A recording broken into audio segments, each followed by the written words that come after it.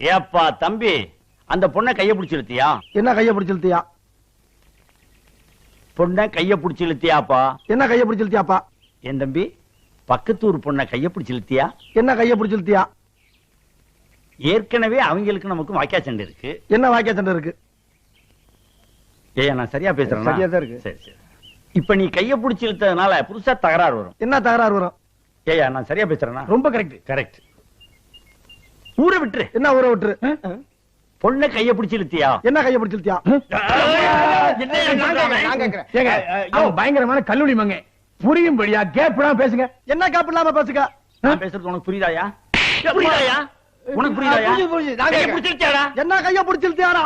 இருடா, என்ன இருடா?